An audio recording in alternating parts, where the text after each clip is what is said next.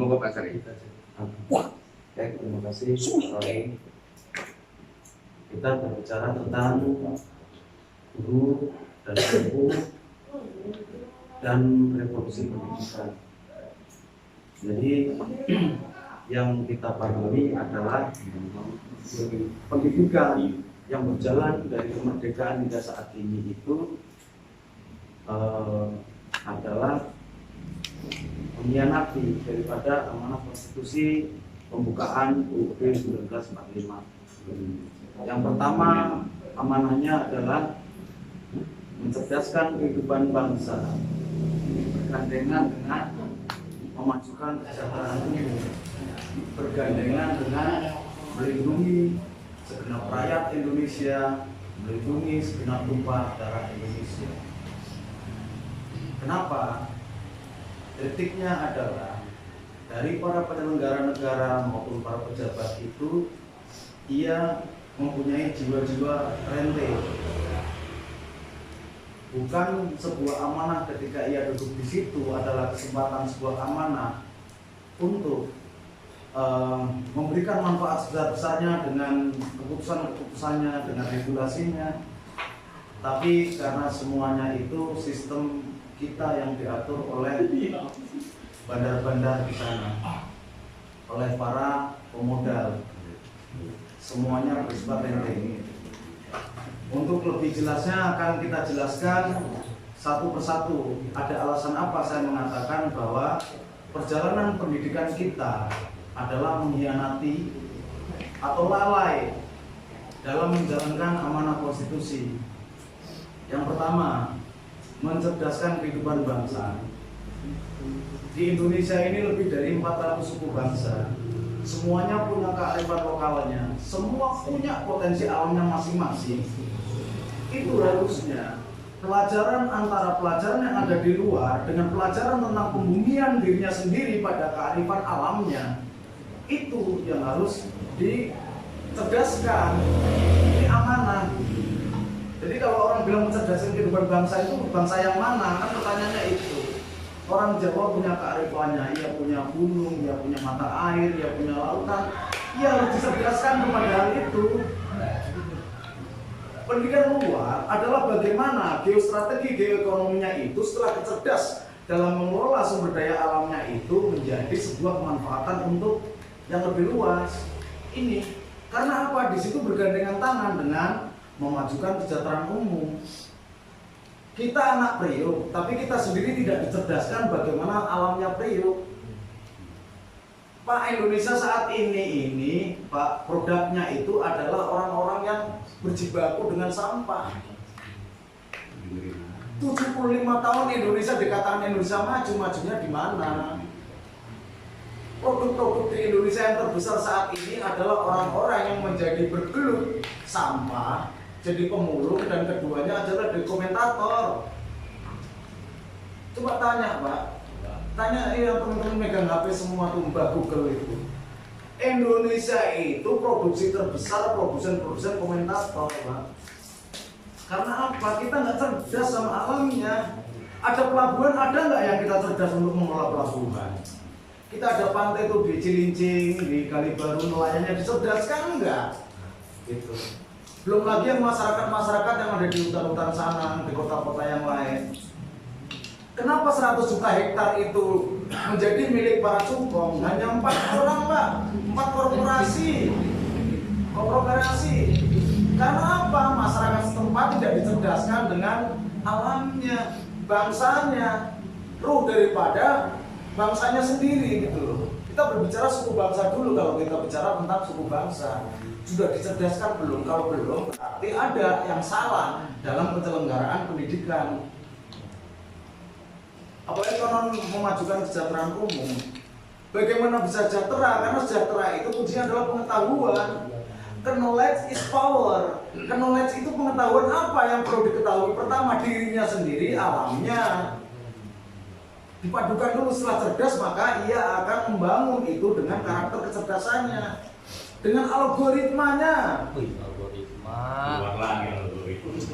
Jadi install aplikasi itu sesuai dengan kecerdasan alamnya. sesuai dengan kecerdasan kearifan lokalnya. Sekarang kita lihat kenapa banyak masyarakat adat yang justru digusur oleh impor-impor. Karena apa? Penyelenggara negara tidak punya regulasi untuk mencerdaskan itu. Ini yang pertama. Yang kedua, ada kelalaian daripada penyelenggara negara. Kenapa kita nyatakan harus ada revolusi pendidikan? Karena apa? Contoh yang terdekat adalah bahwa anak-anak Indonesia itu, perlombaan fisika maupun apapun itu adalah Indonesia mendapatkan juara-juara di dunia. Matematika, fisika, apa segala ilmu eksakta itu kita menguasai. Dan para ahli IT di Indonesia ini juga punya rekor-rekor yang tidak disamai oleh orang lain. Contoh, anak-anak yang baru SMP umur 15 tahun bisa menjebol daripada bukan hanya KPU masih nasional, ini NASA, Pentagon. Iya, ini bisa dikuasai, tapi apa Pak? Kecerdasan lokal ini tidak mau diakomodir. Kalau kita mau lagi datang ke Menteng Pak, ayo. Di situ ada rumah penemu-penemu Indonesia, para peneliti yang tidak dibiayai oleh negara. Dicuekin Pak. Akhirnya siapa? Para orang-orang cerdas yang mereka sudah punya kedudukan itu ya bergotong royong Pak, termasuk yang ada di Jerman. Dia direkrut karena di Indonesia dia nggak bisa hidup, tuh bayangkan. Peneliti yang meneliti tentang bagaimana mengelola Indonesia ini nggak dibiayai, akhirnya direkrut di luar. Kedua, kita buktikan Pak Habibie ketika akan mampu menciptakan CN 250. Kenapa? Indonesia adalah negara kepulauan. Maka Pak Habibie menciptakan sebuah pesawat dengan kapasitas kecil Pak, yang bisa lepas landas maupun bersandar pada trek yang pendek. Karena di Indonesia banyak negara-negara pulau-pulau kecil yang itu bisa diakuisisi, bisa dilaksanakan gerak cepatnya pembangunan itu lewat pesawat CN 250. Kenapa? Saya bilang apa? Pemerintahan kita dirente. Kita tidak berdaulat. Indonesia yang merdeka, bersatu, berdaulat, adil dan makmur itu nggak dijalankan oleh para pimpinannya, para presidennya gitu. Dengan jalan apa? Pak Habibie, Indonesia ditekan oleh Amerika. Karena apa? Boeing 747 dan lain sebagainya ini nggak masuk Pak. Kalah. Dan di dunia ini negara-negara kepulauan itu banyak sekali. Maka mereka lah yang akan menjadi pasar daripada produk-produk Indonesia. Karena para pimpinan-pimpinan kita itu lalai menjalankan konstitusi, para pemecut bisa didikte oleh negara lain. Maka apa? Digugurkan itu CN 250. Pesawat CN Gatot Kaca itu meledak itu bukan karena ini Pak, diledakkan. Bayangkan karya anak bangsa dirusak sendiri oleh bangsa sendiri. Karena apa? Para pimpinan bangsa ini, para pejabat-pejabat negara ini punya watak rente. Jadi kita ada dua permasalahan adalah satu, kita butuh pemimpin-pemimpin yang siap untuk mengemban amanah konstitusi. Yang saat ini adalah bukan pengemban amanah konstitusi. Ia tidak mempunyai jiwa pengabdian.